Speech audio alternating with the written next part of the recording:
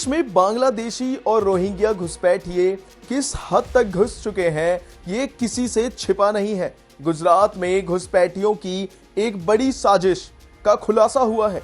घुसपैठियों ने यहां अपना ठिकाना बनाने के लिए एक झील को ही कचरे से भर दिया। जी हां, और उसी पर झोपड़ियां बनाकर रहने लगे। झील में फिर पानी ना भर जाए इसलिए नर्मदा से आने वाली पाइपलाइन को काटकर उसे भी बंद कर दिया। घुसपैठियों की अलग कॉलोनी बनाने की साजिश का खुलासा तब हुआ जब सैटेलाइट की तस्वीरों में अंतर दिखा। जी हां, कैसे घुसपैठियों की साजिश का खुलासा हुआ बताएंगे इस रिपोर्ट में। नमस्कार, मैं हूं अनुराग पांडे। स्क्रीन पर दिख रही ये तस्वीर सैटेलाइट से ली गई है। 2021 और 24 की तस्वीरों में कितना अंतर है ये आप बिल्कुल सामने देख सकते हैं। 3 साल के दौरान ही घुसपैठियों ने बड़ा खेल कर दिया और झील को ही भरकर एक गांव बसाने की तैयारी कर ली। लेकिन अहमदाबाद पुलिस की नजर पड़ी तो इनका सारा प्लान बर्बाद हो गया। आपको बता दें कि शुक्रवार यानी कि 25 अक्टूबर 2024 को अहमदाबाद क्राइम ब्रांच ने 51 अवैध बांग्लादेशी घुसपैठियों को गिरफ्तार किया था। अब उन्हें वापस बांग्लादेश भेजा जाएगा। कार्रवाई के दौरान 250 व्यक्तियों से पूछताछ की गई थी। इन घुसपैठियों की हिमाकत इतनी बड़ी हुई थी, इन लोगों ने झील को भरने के लिए ना सिर्फ उसमें कचरा डाला बल्कि झील में किसी तरह पानी ना पहुंचे इसका भी उन्होंने पूरा बंदोबस्त कर लिया। बांग्लादेश के इन घुसपैठों ने झील में पानी भरने से रोकने के लिए सीधे इसके लिए पिराना डंपिंग साइट से कचरा लाकर नर्मदा पाइपलाइन को ब्लॉक कर दिया था। भारत की सरजमी पर अवैध तरीके से रहने वाले के फर्जी वाड़े का पर्दाफाश तब हुआ जब क्राइम ब्रांच ने 1985, 2011 और 24 की सैटेलाइट तस्वीरें सामने आई। इस तस्वीर ने जैसे हड़कंप ही मचा दिया। क्राइम ब्रांच ने इस पर जांच पड़ताल की तो सारा कच्चा चिट्ठा बाहर निकल कर आ गया। रिपोर्ट में खुलासे हुए कि इन घुसपैठियों ने चंदोला झील के कुछ हिस्सों को भरकर उन पर अवैध तरीके से आशियाना तैयार कर लिया है और किसी को कानो कान इसकी खबर भी नहीं पड़ी। हालांकि 4 महीने पुलिस ने तगड़ी कार्रवाई की और फिर इनमें से 60 से 70% घर खाली कराए। गुजरात पुलिस के हंटर के डर से अधिकांश घुसपैठिए भाग गए। सख्ती ऐसी कि पकड़े जाने के डर से ये बांग्लादेशी रातों रात गायब हो गए।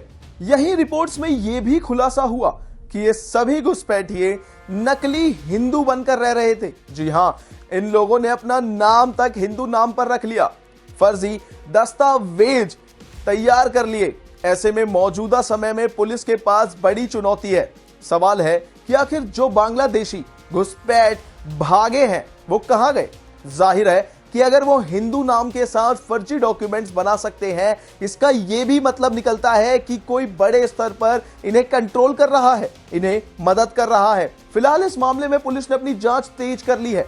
दूसरे राज्यों की पुलिस से मदद ली जा रही है, इंटरनल इंफॉर्मेशन निकाले जा रहे हैं। पुलिस के सामने सबसे बड़ी चुनौती ये पता लगाने की है कि ये यहां से भागकर ये घुसपैठिए आखिर गए कहां। क्या वे गुजरात में ही कहीं छिपे हैं या देश के दूसरे राज्यों में चले गए हैं या फिर वापस अपने देश बांग्लादेश भाग गए। पुलिस दूसरे राज्यों के साथ खुफिया सूचनाओं का आदान प्रदान कर रही है और इसके बारे में उन्हें जानकारी भी दे रही है। हालांकि भागे हुए बांग्लादेशियों के बारे में पता लगाना आसान नहीं है। दरअसल कुछ हफ्ते पहले फर्जी पहचान कागजात बनाने और बांग्लादेश से मानव तस्करी, जी हां, के जरिए महिलाओं को भारत लाने का मामला भी सामने आया था। इन महिलाओं से यहां वेश्यावृत्ति कराई जाती थी। सहायक पुलिस आयुक्त भरत पटेल ने बताया कि इन 2 मामलों में 8 लोगों को गिरफ्तार किया गया है। इन लोगों के बयान पर ही पुलिस ने कार्रवाई की और 51 बांग्लादेशियों को पकड़ा। पटेल ने यह भी जानकारी दी कि शुरुआती जांच में यह पता चला कि ये लोग स्थानीय पहचान पत्र बनवाकर कारखानों में दिहाड़ी मजदूरी, बांस से बनने वाले सामान बनाते हैं और कुछ लोग भीख मांगने का भी काम करते हैं। इससे पहले त्रिपुरा की राजधानी अगरतला रेलवे स्टेशन पर सुरक्षा एजेंसियों ने 22 अक्टूबर 2024 की सुबह 3 रोहिंग्या मुसलमान और 2 बांग्लादेशी नागरिकों को हिरासत में लिया था।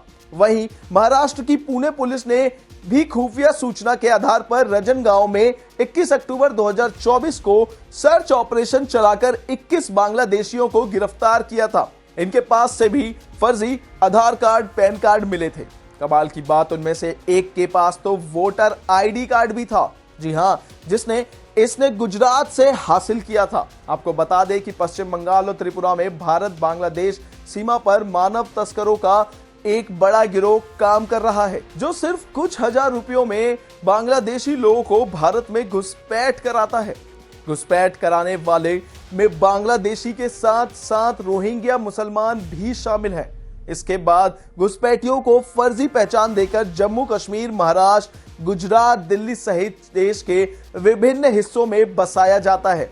इसी मामले में अब सुप्रीम कोर्ट भी सख्त हो गई है और घुसपैठियों को चिन्हित कर बाहर निकालने का सरकार को आदेश दे चुकी है। इसी के बाद सूबे की पुलिस भी सक्रिय हुई है और घुसपैठियों को चुन चुनकर पकड़ा जा रहा है और देश में रिपोर्ट करने पर काम किया जा रहा है। इस तरह की जानकारियों के लिए बने रहिए हमारे साथ। धन्यवाद।